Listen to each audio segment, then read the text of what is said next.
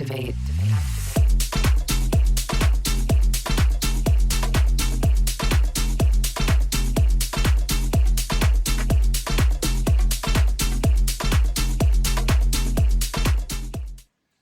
All right, everybody. Welcome to This Pink Cloud. We are a show that is about mental health and multiple pathways to recovery. What? No, save that for I'm DJ Kelly Reverb. There we go. Not the sad music. No, I just put the sad music on because you're on. Oh, okay, cool. The sad music is just I should just do that every time the camera's on you. Well, that would be great. Yeah. But anyway, so like, subscribe, all that stuff. And that guy that was harping up in the background is the guy that thinks he's the coolest kid in the school. I'm not even Everybody in school. Give it up for Chaff Lamont. The name is Chafe Lemons. Chafe Lemons. How are you, dude? I'm good, dude. I'm a DJ producer and I'm a hell yeah advocate. So I advocate for people saying the word hell yeah. There you go, dude. Hell yeah. Good. Hey, good for you. Yeah, buddy. man. Hey, brother. Hey, Chad. Hey, man. Hell yeah. Hey, man. If you Hell like yeah, this brother. show, brother, hey, brother, just like sure and like, subscribe. subscribe. Hey, like and subscribe to this show, brother, so I can grow my beard another 16 inches. There you go, dude. You will man. be the. I'm going to be competing with Dusty, dude. Dude, like there, And I'm never going to straighten I guarantee you there's a beard circuit, dude, like where you can compete. Yeah, for sure. Like the length and all that kind of stuff. But coming, I'm like, huh? You like What? talking about length and girth, don't you, dude? I said my mind went elsewhere. Yeah, dude. Anyway, but if you can't tell, by the way, we're in a totally new setup here. Yeah. So it's like Chad and I are at the dinner table, and we get to just stare each other down the whole that's time. right, dude. And then he can no longer move my stuff and screw me up or touch my buttons. But anyway, so this is fun, and we've had our technical difficulties, but we're getting over it, right? Yeah, we're man. working through it. But anyway, regardless of all that mumbo jumbo, I'm excited to have this guy on. He is a homie from back in the day, and now he is in Minnesota. But this guy has one hell of a backstory. It is Mr. Alex Woodson, and he is I'm saying International Federation of Bodybuilding pro and also a pro trainer. Did I get that right, Alex? There we go. That is correct. Yeah, a lot of people just go by IFBB pro bodybuilder, but that is what it stands for. That is good. Well, I made that up on the spot, so I'm glad I got it right. But yeah, so like, I mean, you and I know each other from back in the club days, which I am still experiencing those club days. But I mean, God, what was it, around 2008, 2010? Sometime around then? Must have been, yeah. Sounds about right. Well, let's talk about like a little bit, like let's frame it and give people like a little bit of your backstory, and then we'll get to the Incredible Hulk stuff later. Okay. Where do you want to start with? Well, I mean, just tell me, little backstory, and then also, obviously, what you want to share about your usage story and kind of what made you want to change. Mm-hmm, mm-hmm. Well, I arrived in Dallas with a group of buddies, and we worked for an electrician company that opened an office in Dallas. So the company started in Minneapolis, where I'm from, born and raised. And then a group of us guys in our 20s wanted to experience other parts of the country. So with this company, we were able to travel. We went to Atlanta for a while, came back to Minneapolis. They opened an office in Dallas, so we went down there to help open that office up and kickstart the Dallas area for that company. Right. And what and exactly did ended the up staying company there do? much longer than I thought. Right. Well, What what was the question? exactly did the company do? It was we would go into mostly office buildings and warehouses and retrofit their lighting systems to energy efficient um, versions of it to save those Sounds like a companies money. scam. It sounds like a scam. Sounds No, like, it yeah, was we were hard in this, work. we were in the sanitation business. Yeah, I know it was hard work, No, dirty, but sweaty. it was legit. So y'all were trading out, or upgrading, Correct. retrofitting. Yeah. Yep, exactly. Okay. And so you ended up Yep. in Dallas, and then yeah, tell us the backstory because you were a promoter and a lot of stuff. Right. So that's how I arrived in Dallas, and then maybe 6 months or 6 to 12 months that type of work started to run out, and then I had to make the decision: do I want to stay in Dallas or go back home to Minneapolis? And I really did like Dallas, and so what I need to find at least a part-time job to make up for the income lost from the slowdown of work. So Mm-hmm. I ended up just getting a part-time job in retail clothing at the Galleria Mall. Ah, And shout it, out Galleria. Which store? yep. I had no experience, so I said I just found Old Navy in the paper. They were hiring, so I All went right. and started at Old Navy. And because they were opening like a flagship store in the Galleria, Oh, I so I remember got that. trained Yeah. in, and they opened the store. And then as soon as I was working in the Galleria, um, I would go down to Armani Exchange, which was another store, and actually buy my Yep. clothes to go out to the nightclubs. Right.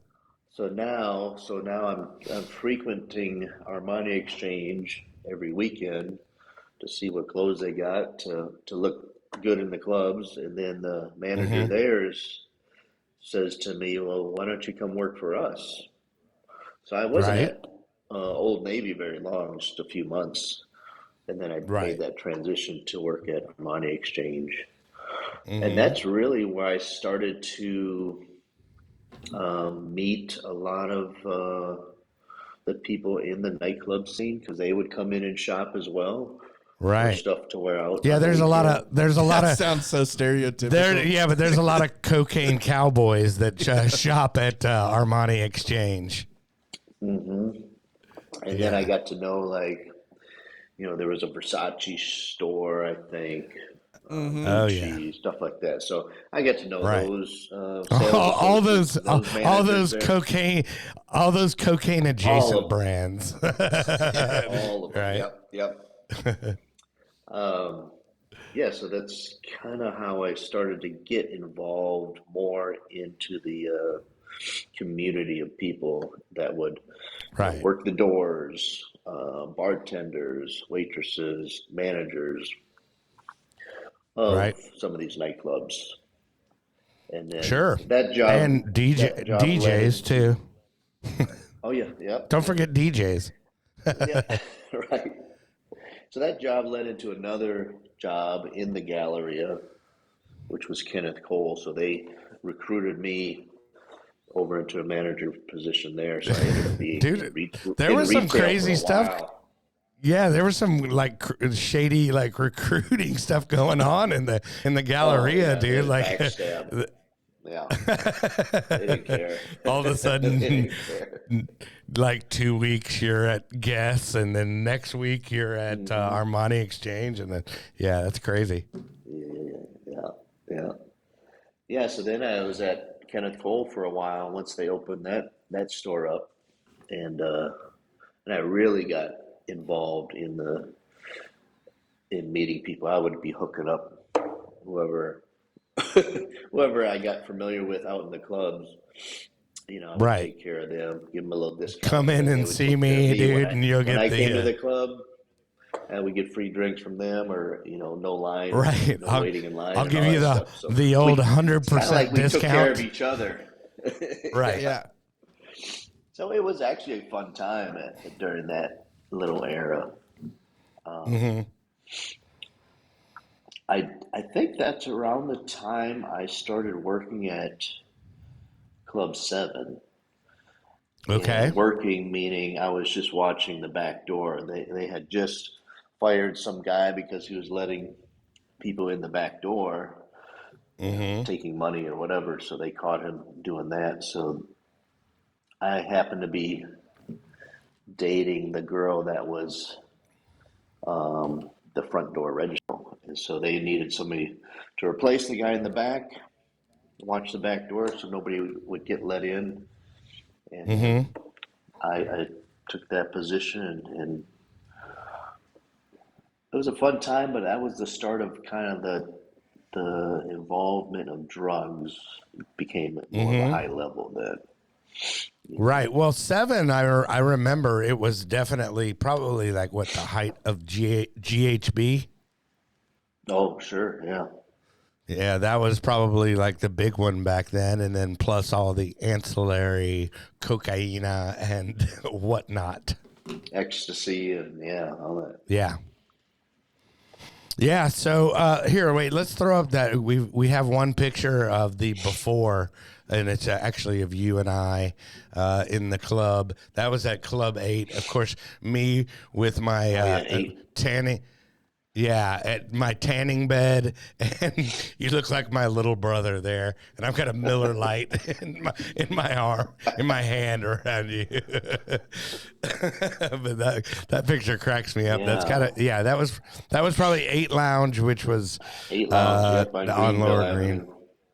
Yeah. So now, were you doing promotions as well, or how did that work out? Did Taylor Wynn just like you because you gave him free clothes? No, actually, it's good that you brought that up because I kind of skipped by a whole little section there. So Oh, okay. right around that time, I was working these retail jobs. I would, on the side at home, I started playing around with coding websites and stuff just as a hobby, something fun. And then it was right around that time too, little digital cameras started coming out where they're small enough to fit in your pocket. And so I would be going out to these nightclubs. I would be snapping pictures of all the people that I knew, a lot of people I knew, some I didn't, that were in the nightclubs having a good time. I would then, after the weekend, after the night or the next day, go back, upload these pictures to my website that I created. So I started creating these photo galleries for 8 Lounge, 7, Right. Club 7, Lizard Lounge, all these nightclubs. Did you have? Was it like a website that you would have, like a central location? And was that because I remember there was like napkin nights and stuff like that, and the dirty or the 214 and stuff like that. Yeah, wow. So was it a site like that? Yeah, it was right around that time. Yeah, I started it originally. It was called. I don't know if you remember. There was a cable show called Wild on E, I think. Okay. Yeah, vaguely. And so I was like, I just did Wild on Dallas was the URL. And that was the website, Wild on Dallas. That's what I started with. Well, and then it that's turned funny. Into the Social Pulse later. Oh, okay. It's just funny how like that was a thing back then, because it was like, oh, let's see if my picture's on the internet somewhere. It's like that was like a big deal, dude. It was actually so kind funny. of before like iPhones became iPhones. Right. Even on the iPhones back then, the picture quality was so poor still. Oh yeah, we're talking Motorola Razr, dude. Yeah, the flip phones. Yep, Yeah. You got it. Yeah. So the camera I used was like a little small Canon digital. I don't know how many megapixels it was, but it was enough to be pretty clear and sharp compared to a flip phone, camera phone.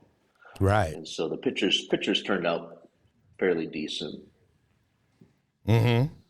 Well, so how did it go from, like you being a part of the scene, like, kind of in a out, like in a photography and a documentary sort of way, to where you start, using, and then it became a problem. Um, let's see here. Yeah, I think just once I started working at Club 7, well, probably Mm-hmm. even before that, but really then, because, I would have to be at the club until they closed, and they would close at, I think, 4, right? It was more of an Yeah. Oh after yeah. hours They were club. they were late night. Yeah. So I would start work at 12 and get off at 4. And then everybody's asking, where's the after party? Because nobody wanted to go home, Yeah. right? And so, in order to even stay up that late or go to the after parties, you have to be partaking in some type of A little drugs, a little cocaine, tweaked. ecstasy, Yeah. GHB, yeah. And Right. so, yeah, that's how I got more deeper into that. And, that's kind of how Yeah. that Progressed. happened. Yeah, Yeah. progressed.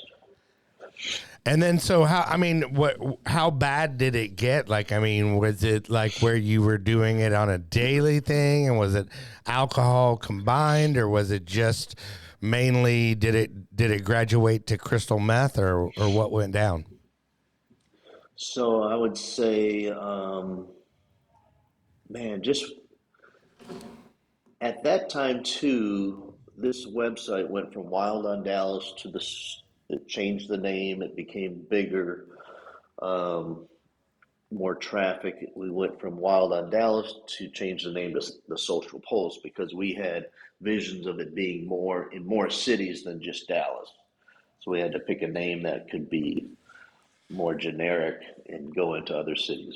Anyway, so I partnered up with a friend of mine, um, and I would manage the website, update everything, and he would do all the sales. So he would go out to Okay. eight lounge, Lizard Lounge, Yeah, all that that. was the guy that was in the You picture with know, us. yeah, Was Jason. that, yeah, Jason? Okay. Yeah. And so we ran that little business for a while, the Social Pulse, and then we did start doing our own nights as well, college nights, bringing DJs in as well, um, partnering up with different nightclubs. And Right. so, It's like your own little Girls Gone Wild. yes, Kind of thing. I like it. No, but I mean, that was yeah, so crazy, like that back then, uh, you know, that people would actually like go to a website to go, oh my God, there's that picture. Did you see that picture of hmm, so and so? And like, it's just like that was a thing, man. That was like, I mean, yeah, and I it's guess crazy. that was probably what MySpace was kicking. Yes, yes, Yeah. And then yeah. I now did a lot of. nowadays people don't even care if you're on another website. They're like, "Great, dude. I'm an Yeah, Instagram model." hmm, hmm. Yeah. Yeah, it was an interesting time. Yeah, MySpace and then Facebook was starting up, and so we used Mhm. all those as tools to cross promote and cross market our Right. website and then our clients as far as nightclubs and bars as well. Mm, But gotcha. yeah, as Well, far and as so getting then back to the other stuff, I'm trying to think where I left off here. well, I mean, you were kind of like, I mean, as far as you were doing the party drugs to end up staying up to go to the after hours. And then, like, Hmm. I mean, Oh, how long did you navigate that? And. right. So here's what I was getting at. So being so involved in the nightlife industry and working with all these different clubs and bars, we're out 5 nights a week probably. You know, you got a hot spot on Tuesday, Monday, Tuesday, Thursday, Friday, Saturday. There's, you know, hot spots for each of those types of nights. So we're pretty much out a good 5 out of 7 nights. Yeah. And then every time you're out, you're drinking, right? And there's, you know, other drugs, cocaine, ecstasy involved, GHB.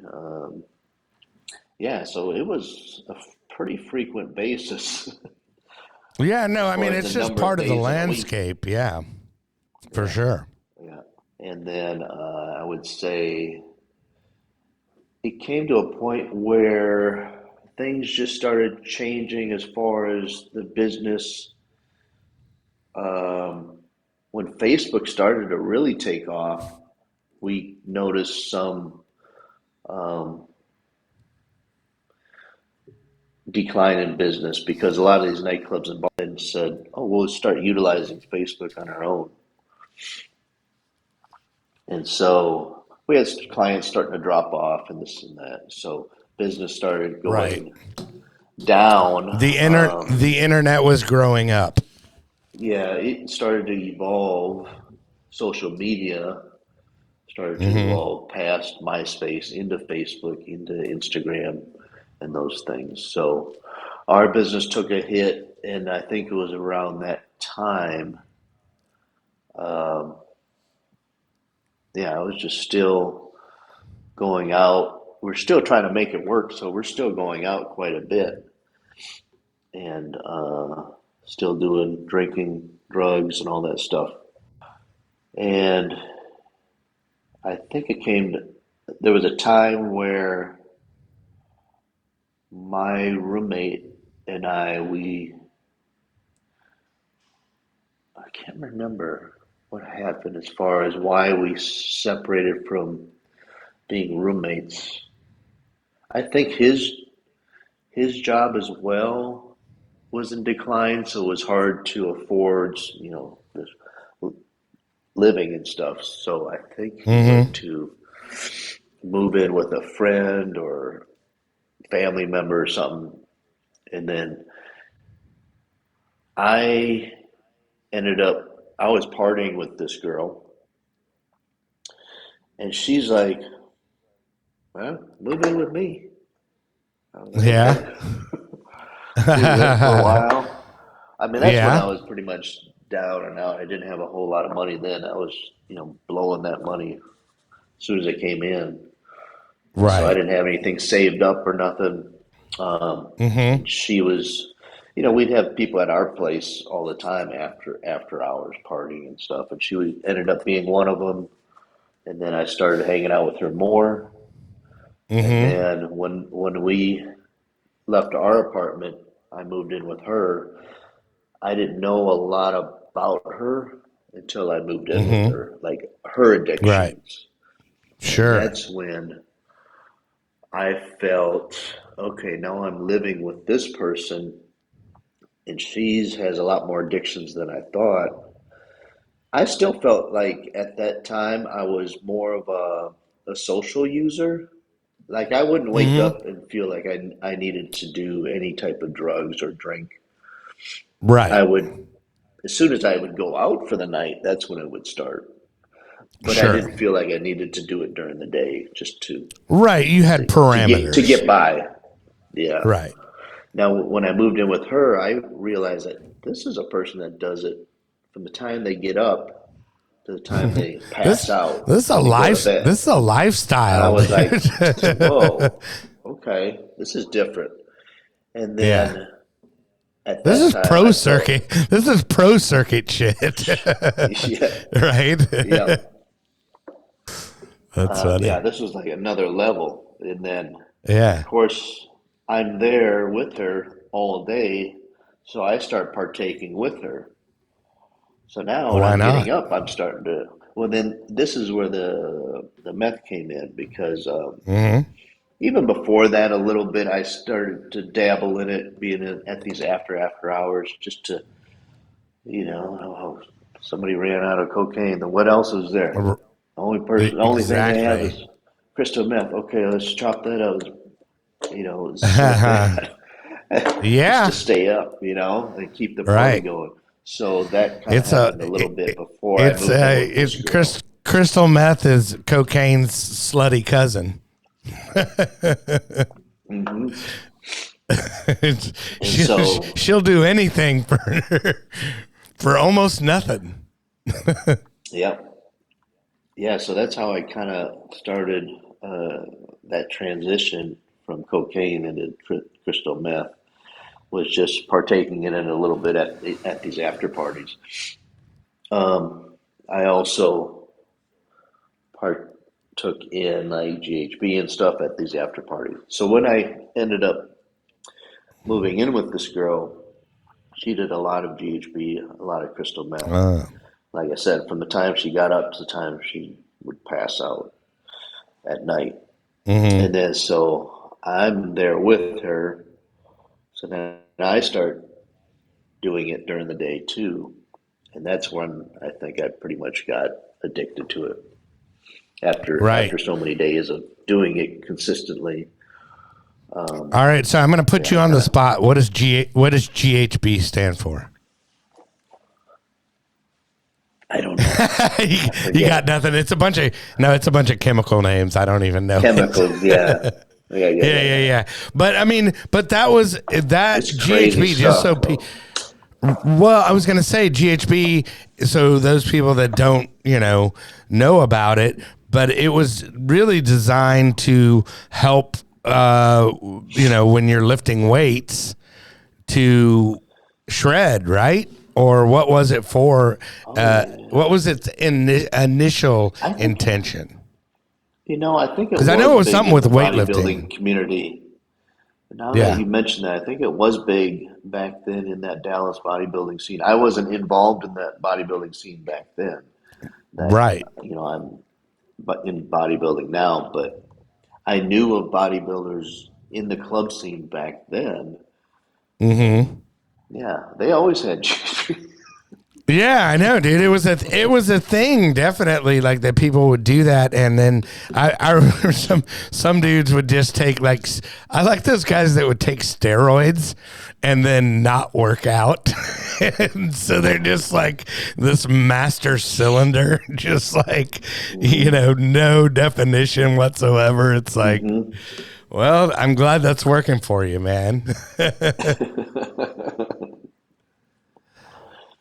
Yeah. Yeah. So, but okay. So then, when does it become like a problem? Like, you move in with the new girl, and then she's doing it, and then you start jumping in on it. Like, how long of that did you endure? Probably about maybe 6 months. Okay. Even the picture that you showed of us together, I was pretty deep into it then. I was fucking frying my brains out. Right. Because I think I was living with that girl then when that picture was taken. Nice. Well, I was definitely hammered then, so not quite blackout drunk yet, but definitely hammered. Definitely feeling no pain. And probably asked you if you had any Coke. I don't remember that. Either that it was probably Taylor was giving it to me. Taylor always had that cocoa dust. He always had that nose nacho.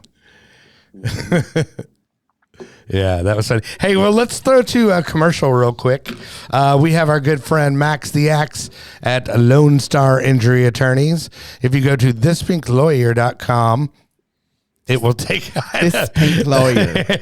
It will take you to Lone Star Injury Attorneys. He practices in California and in Texas, and he will get you the maximum results for your not only personal does he practice, injury needs. Not only does he practice, he actually does it in those states. Yeah. Yeah. Yeah. Yeah. He practices. He practices. He practices law. Yeah. In those and states. then he actually does law. Yeah. He practices. Yeah. I know. That's just a funny word. He just practices law. Like I just fly out to Florida and I practice like you practice your golf swing. Yeah, dude. Yeah. I practice. I spend most of my time practicing on that. I practice law all the time, but then in any state. But then I actually do law at some point. I get what you're saying. Yeah. And then also your mom, Lil Sheila. Lil Sheila. Shout out Lil Sheila. We love her. She has a book that she wrote about your dumbass, right? Yeah. Fuck you, dude. Phone call as a parent that your son has been hit by a car and is being life flighted. 2 hours before we got the call, Chad had called me to tell me it was the best day of his life. And then I get another call, and a stranger had found him, and they were care flighting him to a trauma unit, and that he would start praying for our family that we needed to hurry. You know, when you wake up on the operating table and they're like, we're going to cut off both your legs. And then I wake up and then one's gone, the other one's in an external rod system. It's just not good. The real kicker is that I've had like all of these scars all over my arms, and that's all from complications resulting from drug abuse. I never thought about giving up on him. Never. This is my son, and I know he's going to be okay. You cannot just have help for the addict. You have to seek out professional help. The whole family has been affected. And I just want to make that very clear to anybody who's out there listening, that if I can do this thing as much as I've been through, man, there's a lot of wiggle room for people before they get to that point where they can do it too. All right. Sweet. All right. So, yeah, that is the book that your mom wrote about y'all's situation. Yep. And then y'all also do some speaking. You have a speaking engagement coming up, which might be in the past. Already passed. Yeah. Right. But y'all are available for speaking Yes, we are. Hold on. Now do what? Now do what? Yeah, we are available for speaking stuff. Speaking stuff. It's funny, Good, dude. It's speaking stuff. Right. Speaking engagements. Yeah, You know what I mean? there you go. That's what they're. Right. Yeah, we do that. Polish it up a little bit. We do that. dude. Well, It's just like there's some humor in it, but it's there's just- a lot of crying too. Right. A lot of, we that's like true. to watch people cry when we talk. No, not really. But it's just some cool stuff, man, that we've been through that we're trying to just help any way we can. Right. You can reach out to us at, the book is called Two Calls, and it's at twocalls.org. It's also on Amazon or Barnes & Noble, I think. And actually, they're putting it in the Barnes & Noble in Dallas. Sweet. Or maybe in Frisco. I think Okay. it's in the Frisco one. We're All getting right. shelf space, which is pretty cool. And That then, is sweet. But yeah, we're doing the book signing, so Okay. that will already have been done. So, Okay. Well, cool. But I yeah, mean, we- for future engagement, Chad if at people wanna- twocalls.org right, or yeah. Sheila at twocalls.org. Right. You And can that is reach out. Sheila Williamson is the Lil author, Sheila. a.k.a. Lil Lil Sheila. Sheila. There we go. Lil Sheila. All right. And then we also have some new music that is out streaming. Why don't we play the Depeche Mode cover that we did? We did a Depeche Mode cover a while back, and then it was a bootleg. And then now we actually put it out as a cover, and it is somewhere in the file. Gonna take my time. I have all the time in the world to make you mine. It says written in the stars above. We can't be free. You'll be right here by my side, right next to me. You can run, but you cannot hide. Don't say you want me. Don't say you need me. Don't say you love me. It's understood. Don't say you have me. Out there without. Yeah, Kelly was the one who sang those That's vocals. actually, yeah, that's me. Yeah. Yeah. Or AI. No, But it was yeah, Kelly. It was me. It was Kelly. It was me. It was Kelly. Anyway, but I just so want to say that, shout out to some of the greatest artists in the entire united universe of the world. Number one, greatest artist of all time. Oh, fuck. I love Madonna. Madonna is so good. Number two, Depeche Mode. I With like the the bleeps. bloops and the bleeps and the anger and sheer frustration you can hear from people who do drugs. I love the music. And then the other people we like to shout at always. All right. When we listen to Depeche Mode and we listen to Madonna, you know what we are doing? Shopping We at are Tom Thumb. shopping at Tom Thumb. We are getting our nutritional needs met. So shout out Madonna, Depeche Mode, and Tom Thumb. I love that. Anyway, so all that stuff is streaming on all major platforms. Kind of exciting that there's another song called Government that is getting played in the Ukraine A lot. on their Kiss FM.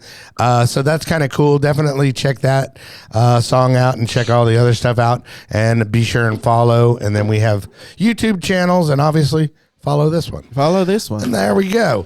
But anyway, so back to Alex. I want to kind of, I guess, we were talking about where you had navigated, I guess, Until daily use became a thing. a bad scene for about 6 months. So then how does it go from 6 months? Like, okay, I when we talked before, I know you were saying that some people started noticing. So how does that work? Like, how did you get help, and what made you want to get help? Maybe one. I think I had no choice but to do something else. Otherwise, I don't know what was going to happen. Right. I pretty much felt stuck, hopeless, ashamed of where I had let myself get to. Right. And so much so, like, there was no way I was going to reach out to my family and tell them what was going on. I was too ashamed. But luckily, I had my friend like Jason and another friend of mine that they just noticed, I had really gone That down Alex is deeper- getting a little too spun. deeper in the hole. Yeah. Yeah. Right. You just tell it in how I looked and stuff, especially, the meth and, my weight and my face, Right. everything. Well, the So, meth will put some years on you quickly. yeah. It's like sometimes you'll see somebody and it's like she's got to be like 65 and she's like, "Hi, I'm 30." And I'm like, "Ooh, shit, girl." hmm Yep. But yeah, Yeah, so then luckily for them, I mean, they're honestly, I look at them like they were like my angels that pulled me out of this hole. They saw something that, and they just offered to help, offered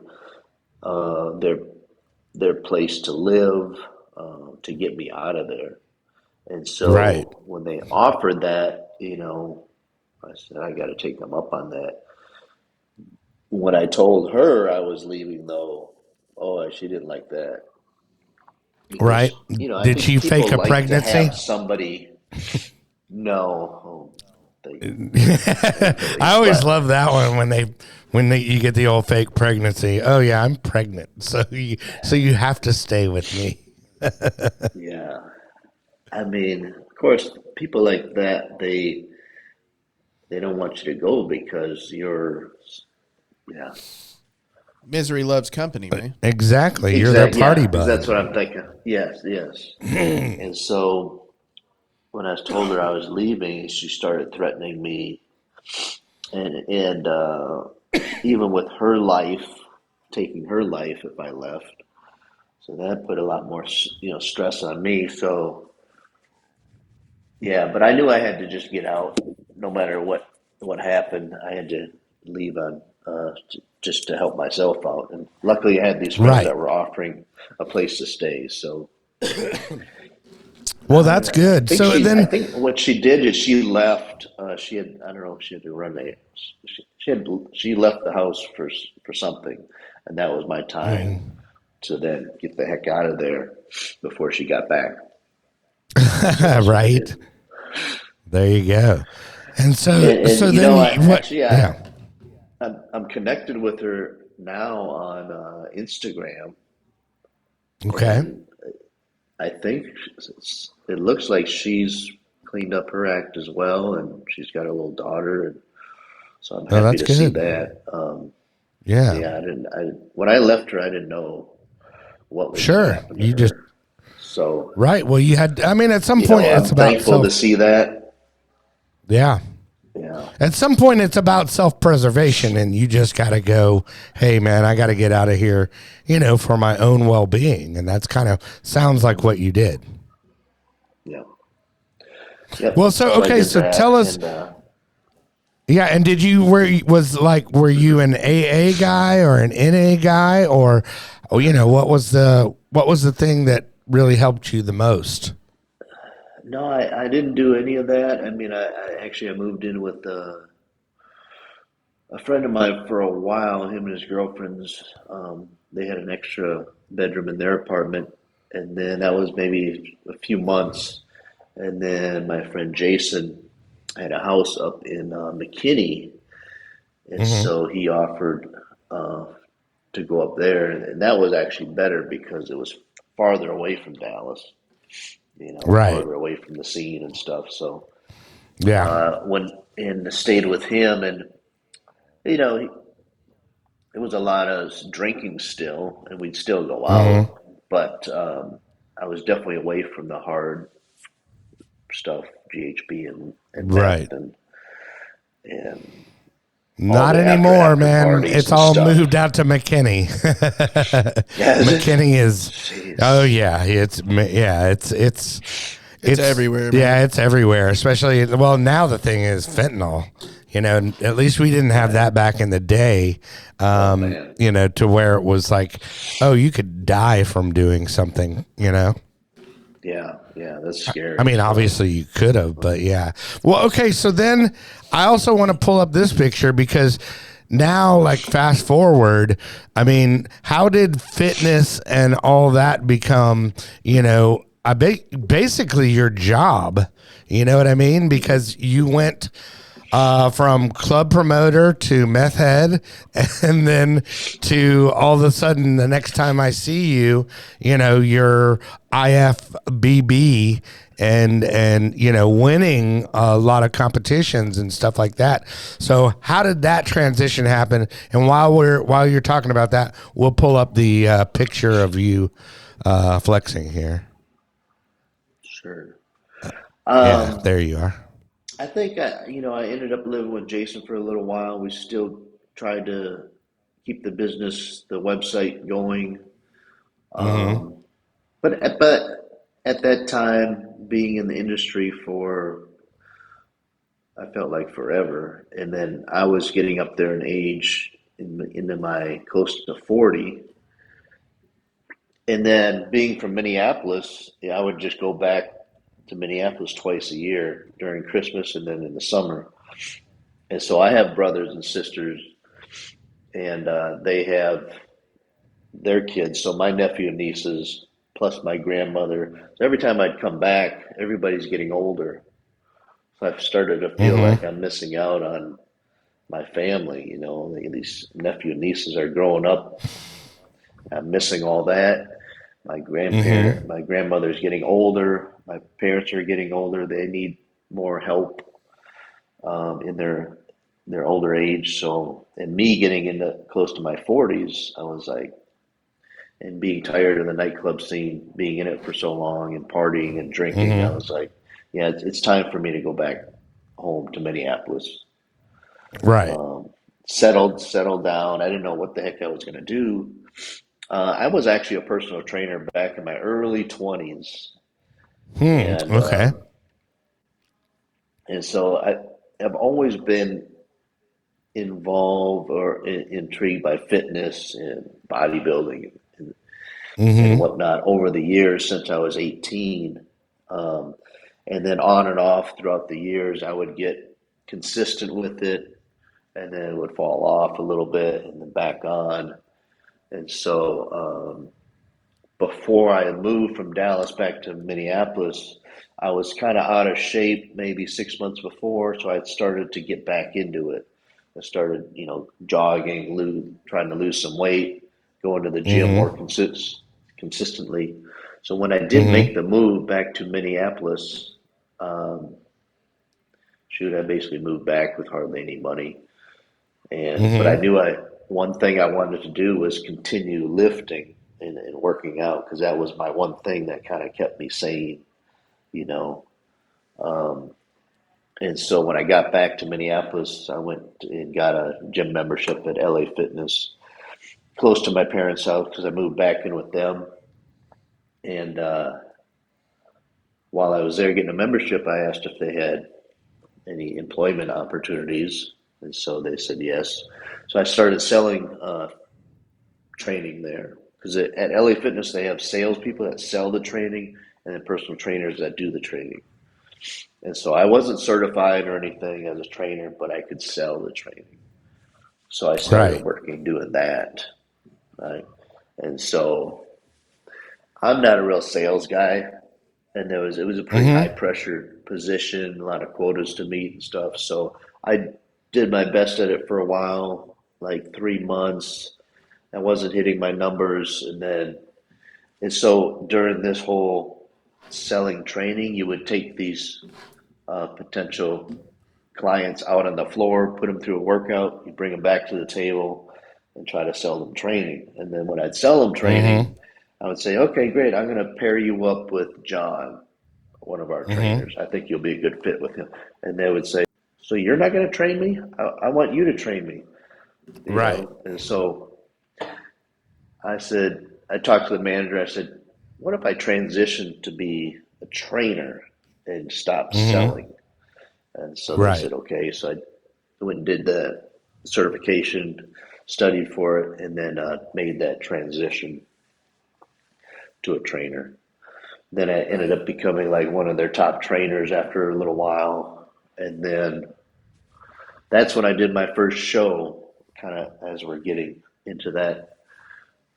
Those years, I did my first bodybuilding show at 41 or 42. Right.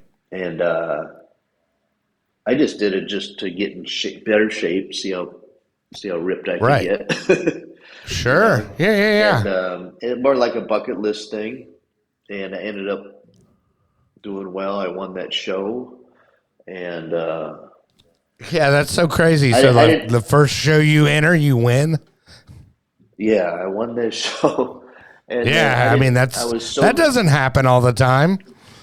You can't just brush that over. The first competition I won. I don't know. Right. Yeah.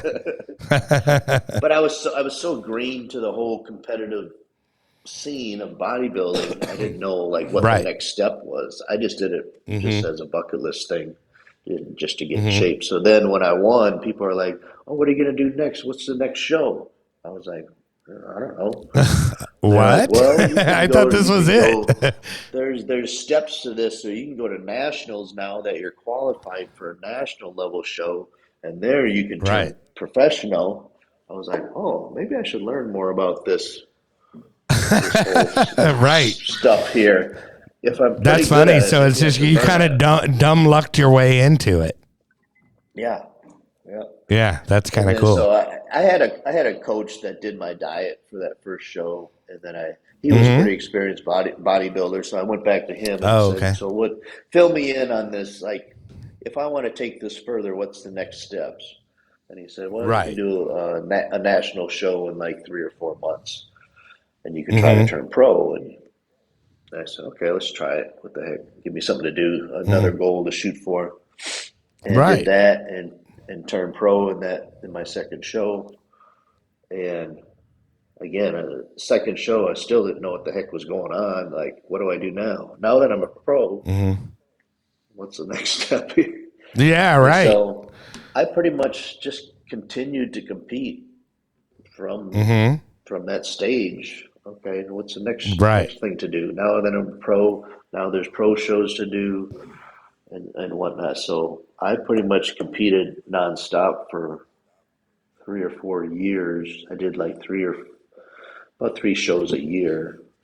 Right. And then now I have a question. So do you have as far as that goes, once you turn pro and then once you're having these successes, then don't you end up getting like sponsorships from different people, and it can become, or has it become lucrative to where this can be, oh, hey, I can make a real living at this? A lot of people think, oh, you're a professional, so that means you earn money now, which is not Yeah. really the case.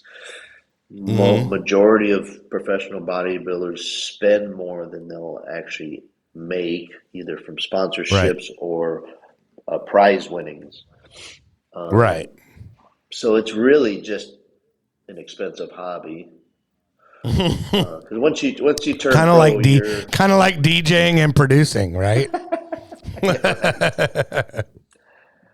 yeah. I mean, once you turn pro, I have to travel to all these places to compete. There's no Mm-hmm. professional shows in Minneapolis, so I have to Right. go to Texas. I have to go to California, Pittsburgh, Chicago, Florida. I have to go to wherever the pro shows are. So you got Right. airfare, you got hotel, and everything else that goes along with it. So you're spending way more than when you win, it doesn't basically cover your Right. expenses for the Well, I show. So figured it's at just some a point, hobby. like they would be like, yeah, but I would figure that at some point they would, you would maybe get like a sponsorship by somebody, and then they would foot that bill as long as you Right. wore, our whatever, our Speedo, Yeah. you know? Yep. Yep. Yeah, there is some of that. You have to reach a Hmm. certain level of winning, Right. which I did, and I've had supplement sponsors before, clothing sponsors Hmm. before, food sponsors, meal prep companies, Right. and but really, I only got to a point where they were kind of giving me those things for free. They weren't Hmm. helping me cover travel expenses and stuff. I did have one company cover some travel for that year, Hmm. but unless you're probably ranked like top five in the world, top three, can you just do that Right. and make a living? Sure. Yeah, that's just how the industry is. And but I mean, also, you do have a fan base. I mean, you're on Instagram. I guess if they just look you up, it's under at Alex Woodson. Yeah, Alex Woodson Fitness, I think it is. Yeah. Let me see. Let me double check. Let me verify. And then Alex yeah, Woodson Alex Wood. Fitness. Yeah. You're right. And yeah, you can go on there, and then if you're in the Minneapolis area, then you probably also earn, you can also do training with you, right? You offer Correct, that. correct, yes. Yeah, I'm a personal trainer in the Minneapolis area. I do, Mm-hmm. because I have a platform on Instagram over the years of competing, I've developed a following, so that platform is used I also do online coaching, remote coaching for Oh, okay. That's good to know. Yeah. competitors. I do Right. contest prep for competitors and also just people that just want to get in better shape. So I have like Mm-hmm. two different avenues. If you want to go, you just want to get in shape, but you don't have any interest in competing, I can help you that Right. way. If you want to compete, I Right. can help you that way as well with my experience. Right. So, So that's cool. Yeah. So you can be kind of almost like a mentor. yeah, so Yeah. I'll build their workouts and their meal plans. I'll tell them what to eat um, Right. in accordance to their goals, what they're trying to achieve. Gotcha. So I do Well, a and lot you of were that you were remote online work as well as in-person personal training with the clients in my Minneapolis area. cool. Well, and you were telling us that you were a little tired today because you're actually getting ready to compete, which is like where you have to slim down and lean up and Right. get shredded, so to speak. Yep. Yep. And get on stage in front of all these people I don't know. Yeah. Right. And then when does the tanning start? I mean, I have a pretty decent base tan just from the regular sun, but all the competitors Right. use a dark spray tan. There's always an official Yeah. like show sponsor company that does the spray tanning for the competitors. Right. I gotcha. Yeah, because I mean, back in the day, it was like, oh, cool. I'm gonna take steroids and I'm gonna get skin cancer. You know, it was before spray tan. Yeah. Oh, that's funny. Yeah. Well, so man, I appreciate. Yeah. I'm pretty deep into Go my ahead. own prep here. In another 4 weeks, I'll be stepping on stage again. But Yeah. Well, I can't wait to see another medal in about a month or so on Instagram. yep, we'll try. Well, cool, That's the dude. goal. I appreciate you. I appreciate you coming on and telling your backstory, man. And if people want to get a hold of you for your coaching, what's the best way to do it? They can reach out to me on Instagram. Just send me a DM. I also have Mm-hmm. a link on my Instagram profile, which goes to my website, so they can reach out to me there as well. Okay, great. And that's just Alex Woodson Fitness on Instagram. And then what's your website? Website What's is the website? aw-fitness.com. Okay, cool. All right, dude. Well, I appreciate you taking the time out and making the time for us, and good stuff and thanks for having inspiring me. story yeah, man. And then it's inspiring that you can, basically reinvent yourself after 40, Yes. much like my friend Chad, Hell yeah. but he's 35, right, Chad? Yeah. Yeah. Yeah, Kelly, Even though you should look try, like you're Kelly, you 43. should try reinventing yourself. Yeah, Even though I did. Yeah, no, you I didn't. am. You're not. I am. You're the same did. asshole. You're just the Hey, same bro. asshole Hey, you've brother, always you're been. the same asshole. You're the same asshole. Hey, Chad, how's your asshole? Anyway, thanks, I Alex. reinvented myself. Now I'm a new version of the same piece of shit. Right? There we go, dude. Amen to that. Well, hey, be sure to like, subscribe, all that stuff. I think we got my friend Clark coming on next week, but if not, then don't blame us. Yeah. But other than that, be sure to like, subscribe, all that good stuff. And remember, kids, there is no magic pill for sobriety, because if there was, we would all take too many.